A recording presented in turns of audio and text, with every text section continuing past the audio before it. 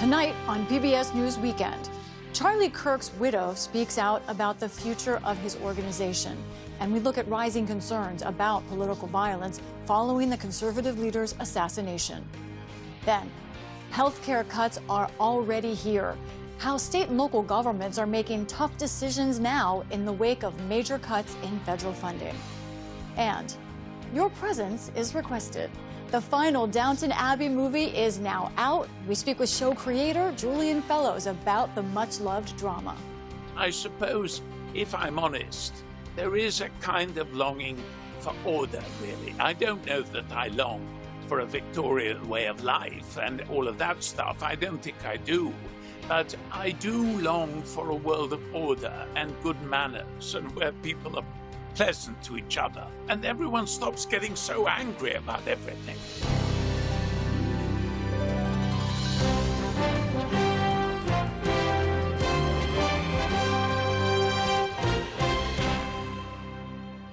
Major funding for PBS News Weekend has been provided by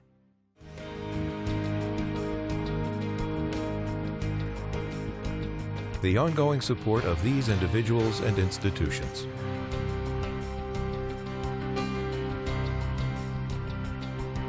Certified financial planner professionals are proud to support PBS News Weekend. CFP professionals are committed to acting in their clients' best interest. More information at letsmakeaplan.org. And Friends of the News Hour.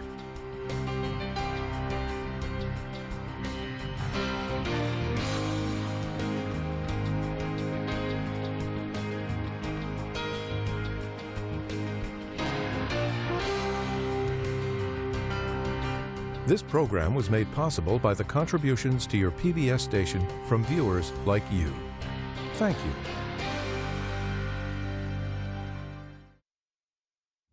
Good evening. I'm Lisa Desjardins. John Yang is away. The assassination of American conservative leader Charlie Kirk is drawing reaction and concern around the world. In London, a massive crowd today, estimated at over 100,000 people, gathered in a march organized by anti-immigration activists who remembered Kirk as part of the event. This as the 22-year-old suspect in the killing is being held without bond, due to appear in court Tuesday. As the investigation into the shooter's motives goes on, Kirk's widow, Erica, spoke for the first time last night, vowing that his movement will not only continue, but will grow. You have no idea the fire that you have ignited within this wife. The cries of this widow will echo around the world like a battle cry. Concerns about security for political figures and of political violence in general continue to rise. Cynthia Miller-Idris is the director of the Polarization and Extremism Research Innovation Lab at American University, and she joins me now. Cynthia, looking at the pattern of violence in recent years, what fits into that pattern from this and what might be new? Well, we've been seeing rising political violence, rising hate-fueled violence for several years now. We're at a level that we haven't seen since the 1970s. And over the last couple of years, in the U.S. in particular, we've seen rising assassination attempts and assassinations as a tactic within that political extremism. And that's also been happening overseas. So, I think it was to be expected that political assassinations would continue if we weren't able to tamp down the rhetoric. To be expected, to hear those words is really quite stunning, but you are the one doing the research and you're talking about the rhetoric, which is a big part of the conversation right now. How much is rhetoric responsible for political violence, and especially that moment where someone isn't just expressing anger, as we see online everywhere, kind of a toxic culture online? How much does political rhetoric influence someone to move from saying words to doing something violent? Or does it? Yeah, I mean, one of the things we'd seen, and I said this a year ago after Trump, the first assassination attempt against President Trump, was that it was only a matter of time with the kind of rhetoric that we see that we were going to get to political assassination. So, that's what I mean by expected. It sounds very cynical, but it was very predictable, shocking but not surprising is the way that I think of it. When you have political rhetoric that consistently positions us versus them in existential terms, when people online are celebrating the assassination of a United Healthcare executive, for example, that kind of violence being valorized, not just seen as a last type of solution, but as an acceptable or even preferable one. There was also celebration online of this assassination. And at the same time, we also know there are some supporters of Charlie Kirk who are using more and more sort of warlike kind of talk. After a tragedy like this, there are all sorts of ways that people deal with the grief. But where do you think we are right now in the rhetoric about this event?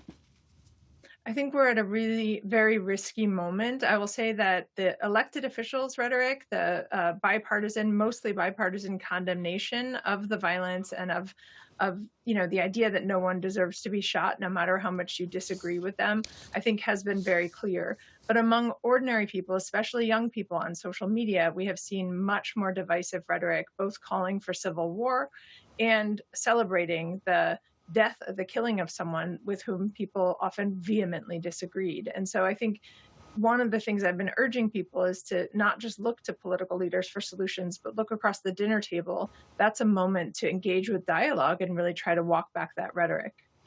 One thing I've noticed in the past few days is a rise in conservatives doxing or publishing the personal information of people, individuals who are not remotely famous, who may have, in some cases, celebrated the death of Charlie Kirk, as you said. That's something obviously deplorable to do. But in some cases, maybe not gone that far, just offended some folks.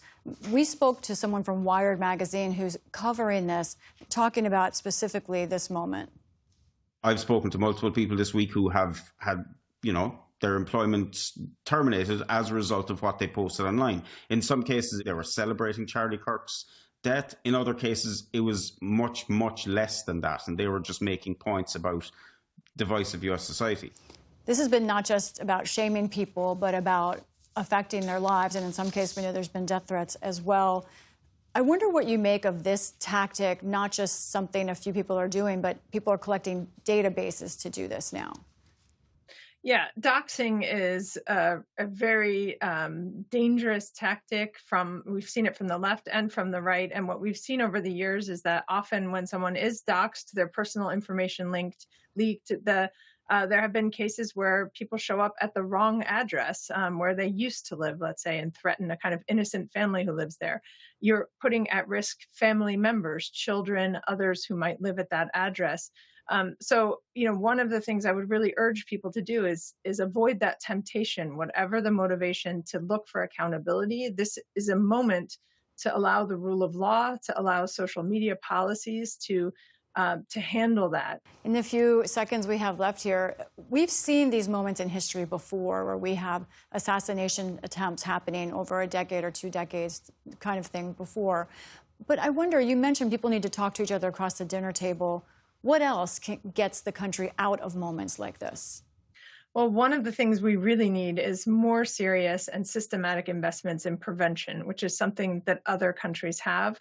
We in this country tend to rely on after the fact increases in security, better barricades, better security, detectors, and that's expensive and it requires a perfection every time. But you can also invest in helping people be less persuaded by propaganda online, less persuaded by manipulative efforts that say violence is the solution, and help people know how to recognize warning signs and know where to get more help. Cynthia Miller Idriss, thank you so much for joining us. Thanks for having me. In tonight's other headlines, President Trump is ramping up pressure on NATO to stop purchasing Russian energy. In a letter to NATO allies that he also posted to social media, the president vowed to place major sanctions on Russia when those in the alliance stop buying oil from Russia. Mr. Trump said NATO's reliance weakens its bargaining power. The post comes as tensions rise in Europe over the war in Ukraine. Russia announced today it completed a joint military exercise with Belarus in the Baltic Sea, just 2 days after Russian drones flew over Poland. More airstrikes and more deaths overnight as Israel's military operation in Gaza intensifies. More than 30 people were killed in Gaza City, including 12 children. Israel hit some residential buildings that it says Hamas used to spy on troop movements. The Jewish state calls Gaza City the last Hamas stronghold. But Palestinians argue there's no safe place for them to go, and relocating is out of reach for many. There is no safe place in Gaza. From Rafah in the south to Zikim, there is no safe place. Those who say there are empty areas, it's empty talk. There is bombing everywhere. What can we do? Where should we go? Israel has told civilians to evacuate to al-Mawasi in the south, which it has designated as a humanitarian zone. Authorities in Nepal's capital today lifted a curfew that was put in place after protests killed 51 people and led to the collapse of the government. The move comes after some calm returned to Kathmandu Friday with the appointment of a new placeholder prime minister, Sushila Karki. She was formerly a Supreme Court Chief Justice and was known for standing up to corruption. And in England, fans of Jane Austen gathered to celebrate the author's 250th birthday. The Jane Austen Festival in Bath, which started as a weekend celebration, now lasts 10 days. Travelers from around the world are united by their love of empire waists, tailcoats, and bonnets, all to honor the author of Pride and Prejudice, who they say provides a time capsule into 18th century culture. The festival ends next week, leaving plenty of time for fans to promenade along the streets that Austen and her characters strolled. Still to come on PBS News Weekend. The hard choices states are making in the wake of billions of dollars of cuts in federal funding for health care. And saying goodbye to the Crawleys, the family at the center of the beloved historical drama Downton Abbey. This is PBS News Weekend from the David M. Rubenstein studio at WETA in Washington, home of the PBS News Hour, weeknights on PBS. The Trump administration is planning sweeping cuts to health care funding across the country. Some of those federal funding cuts have already taken effect. Others will be rolling out in the next few years as President Trump's so-called One Big Beautiful Bill Act is implemented. That law will reduce what the federal government expects to spend on Medicaid by more than $900 billion over a decade. KFF Health News looked at what that means for states, which will have to shoulder more of the costs of health programs, and they found they're being forced to make tough choices about what they can afford. Stephanie Armour is the senior health policy correspondent at KFF News and joins me now. Stephanie, first of all, help our viewers understand which of these health cuts have already happened and which ones are coming down the road. That's actually a really important question because states are grappling with what's already happened. They've already seen tens of millions of dollars cut. For example, the Trump administration is clawing back about $11 billion just in funding that was given to states to help them cope with the pandemic. And a number of states had earmarked those funds for public health programs, and now they're having to cut that. Also, what's looming is even more troubling for states because it's about almost $1 trillion in reduced Medicaid spending is coming in the next year or two. So right now you're seeing states grappling not only with the cuts that are happening right now, but what are they going to do down the line? Your work has really looked at the ups and downs across the country, and it varies by quite a lot. By your analysis, for example, Texas expects to lose some $40 billion in Medicaid funding.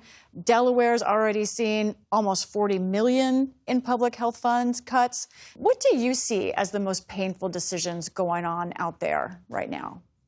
Yeah, I think what's really hard for states right now is they were kind of going through a good time financially, and they gave a lot of tax breaks to residents in their state. That's been something that's been going on across the country. So that's really eaten into states' revenue already. So on top of the fact that revenues are kind of down because of that, they're seeing the cuts that have already happened plus the cuts that are coming. And for some states, there's not much they can do. They don't have a lot of other resources, so they're going to have to cut programs. Other states are trying to do what they can to kind of bulk up what still exists. For example, New Mexico creating a trust fund to try to keep Medicaid going, so it will be there for the years to come. But by and large, for states, this is a really tough time, and they're just now kind of getting the sense of the scope of how big these cuts are really going to be. Republicans, when they passed the Big Beautiful Bill Act into law, they insisted that this was about trying to stabilize the Medicaid system overall and that it would not hurt the vulnerable. We've done a lot of work on that on the show, and that's a debate. Remains to be seen what happens. But how do states view that problem potentially? Are states worried about more uninsured on their rolls, or do they think this could make the system more stable? Well, I think it's both. I think a number of states sort of welcome some of the oversight in terms of, cracking down on fraud and abuse. That's certainly an issue. But I think states are right now, they're having to put into place a lot of bureaucracy for this. Like, one of the things that's going to be required under the Big Beautiful Bill Act is a work requirement. And for enrollees, this is going to be a lot more bureaucracy and paperwork. And there's a lot of concern that that's what's going to cause people to drop off the rolls, that they're just not going to be able to contend with the paperwork, which we saw earlier with some states when they imposed work requirements. So I think states are kind of both ways. In some ways, they kind of welcome the additional oversight, but it's also going to be a big financial conundrum for them right now, just setting it up. This area of American healthcare is really among the most complex problems this country has, and it's confusing to many people. But can you help people understand, if you're not on Medicaid, maybe if you don't have a direct connection to these health programs, could this still affect you, all of these cuts?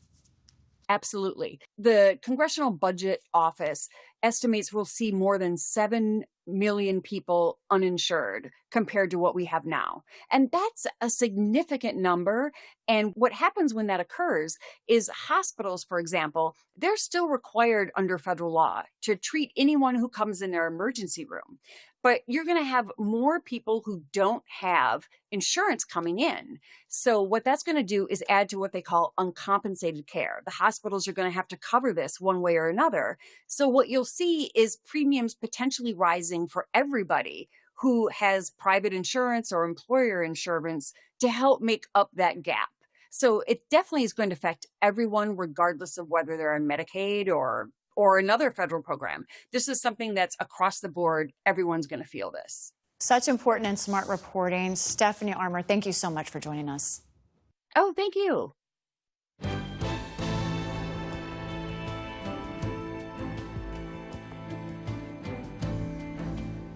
Downton Abbey, the beloved historical drama of charm and wit, is coming to an end. At its peak, it drew more than 13 million viewers, the most watched drama in PBS history. And it's going out with some flair. The movie Downton Abbey Grand Finale is out in theaters now. Stephanie Sy spoke with Downton Abbey creator Lord Julian Fellowes. He's also the creator of the HBO series The Gilded Age and an Academy Award-winning writer for Gosford Park. It's part of our arts and culture series, Canvas. Julian Fellowes, since Downton Abbey first aired in the U.S. on PBS, it really feels like you and the Crawleys are part of the PBS family. So it's so good to have you on the PBS NewsHour.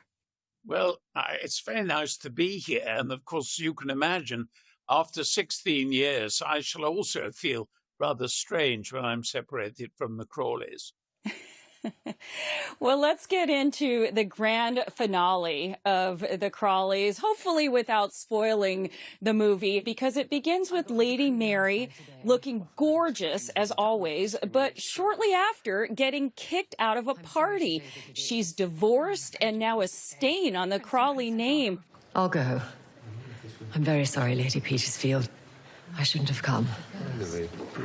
Why did you choose that as one of the central conflicts of this final chapter? For me, the acceptance of divorce is really about accepting that the Victorian age is finished and that they have moved on to a new world. And that, I think, is an important step for the Crawley family, but also as it was for everyone, really, that they had been sort of running on Victorian values. And yet, now at last, they had to accept that times had changed and the world was a different place. Good afternoon, ladies and gentlemen, and welcome to 1930. It seems like the film places a lot of emphasis on family loyalty and love. Grudges are overlooked. They kind of get past them. Why was that important to you? Well, I think that family is about loyalty. And I think the show is about two things, really. One is it's about family, the power of family, and so on. And the other is about accepting change. And the fact is that if you live through a period of change, and all periods are periods of change, then you must learn to change with it and to get on with it and to move into the new world. And if you refuse to do that, then you're stuffed. And that's really what I feel the show is about. It's true that the family, I mean, I don't know that they approve of Mary getting divorced, but nevertheless, when the chips are down, they are loyal to each other. And that's important. One such loyal family member, played by the late Maggie Smith, was Violet Crawley, the tough and dry matriarch known for her scene-stealing zingers. There's nothing simpler than avoiding people you don't like. Avoiding one's friends, that's the real test. With the death of Maggie Smith last year, Julian, did it feel like you had a vacuum to fill? You know, when you work together, you pick up how the other one works. And she knew how to say what I'd written, and I knew how to write what she'd say. And together, it was quite a strong partnership. I don't think, it wasn't a great friendship. We didn't take a house by the sea together and sit there eating supper in the late night. That wasn't it at all. It was that we knew how to work together. And I feel very blessed having enjoyed that for as long as I did with Maggie. And not having to explain things, not having to explain why this line is funny. She just always understood the people I wrote. And that was lovely.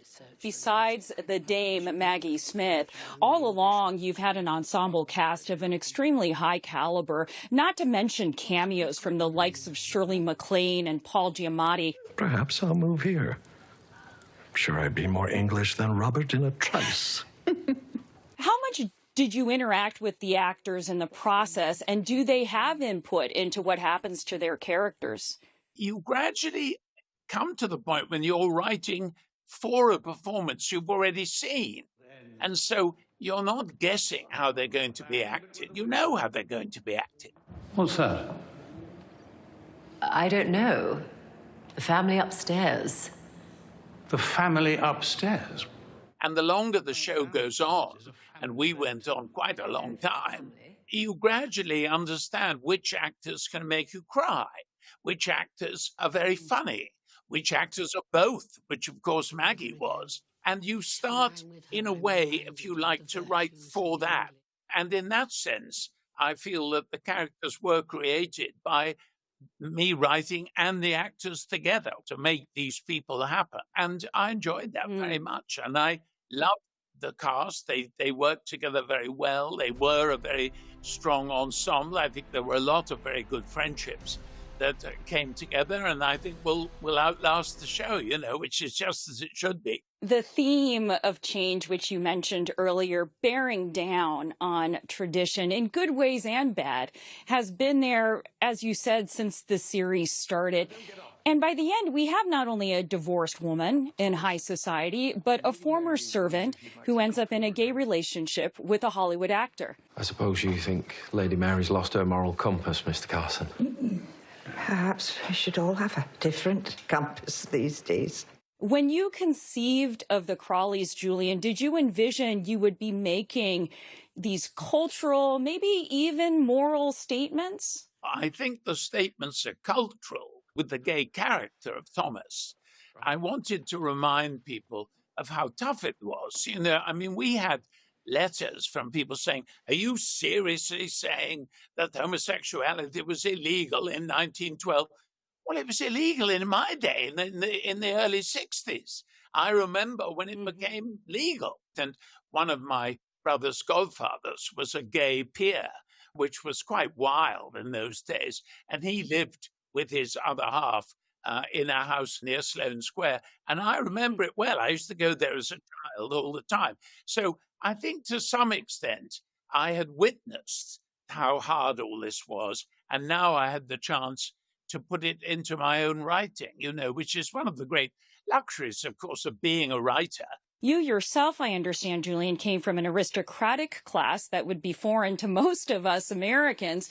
I don't know if you ever had a Crawley kind of life, but there is a sense of longing I sense in the Downton story. I wonder if that's your longings in any way that you're expressing. Well, that's quite an interesting question, really.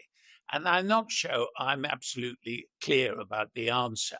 I come from a much more modest family than the Crawleys. And certainly the great days of my forebears was way back in the 19th century. So we don't have to waste too much time on that. But I think there was a sort of order in the world that seems to be missing at the moment. I don't know that I long for a Victorian way of life and all of that stuff. I don't think I do. But I do long for a world of order and good manners and where people are pleasant to each other and everyone stops getting so angry about everything. I suppose that is true, yes. That is Julian Fellowes. Thank you so much for joining us. Well, thank you for having me.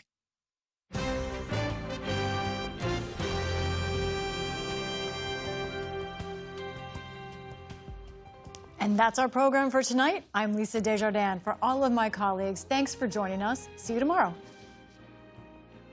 Major funding for PBS News Weekend has been provided by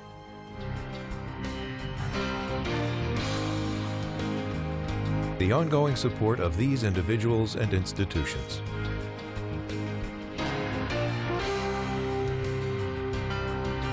This program was made possible by the contributions to your PBS station from viewers like you. Thank you.